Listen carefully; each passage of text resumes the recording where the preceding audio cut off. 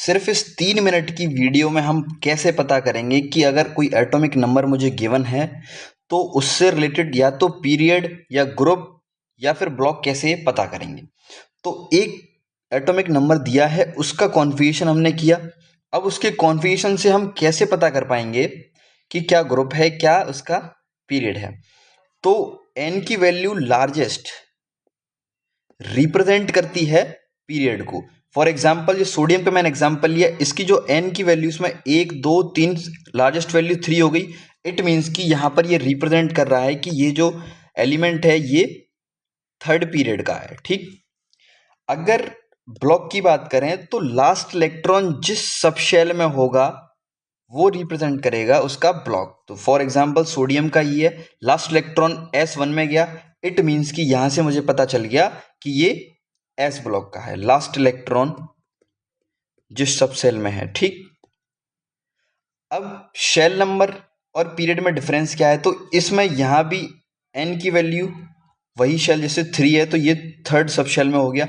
अब ये कहानी NS NP n-1d n-2f, इन दोनों कंडीशन में शेल नंबर और पीरियड इक्वल रहता है।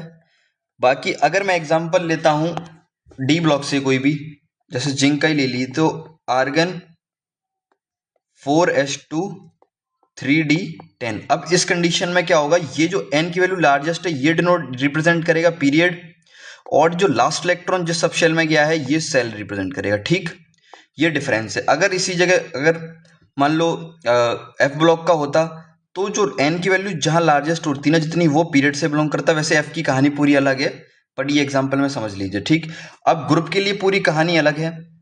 तो अब ग्रुप डिसाइड करने के लिए कहानी अलग रहती है। एस ब्लॉक का अगर कोई एलिमेंट है और अगर मैंने कॉन्फ़िगरेशन किया तो अगर लास्ट इलेक्ट्रॉन उसका अगर S1 में जाता है तो समझ जाना कि वो ग्रुप 1 से बिलोंग करता है, और अगर लास्ट इलेक्ट्रॉन में अगर 2 हैं तो वो ग्रुप 2 से बिलोंग करता है। ठीक, अब अगर कॉन्फ़िगरेशन करते टाइम अगर last electron p subshell में जाता है, जैसे इसमें p सब शेल में गया है, तो p सब शेल के लिए अगर ग्रुप नंबर पता करना है तो उसमें देख लीजिए पहले कि जो लास्ट सब शेल थी उसमें इलेक्ट्रॉन कितने हैं। तो लेट सपोज जैसे मैंने ब्रोमीन का एग्जांपल लिया, तो इसमें लास्ट सब शेल में 5 थे, तो 12 + 5 17 ऐड कर दीजिए दोनों को। आप जानते हैं कि जो ब्रोमीन है वो 17 ग्रुप से बिलोंग करता है, फ्लोरो क्लोरो ब्रोमो। सिमिलरली इसी तरीके से अगर डी ब्लॉक का है तो जैसे जिंक लिया मैंने, तो जिंक का मैंने कॉन्फ़िगरेशन किया आर्गन 4s2 3d10।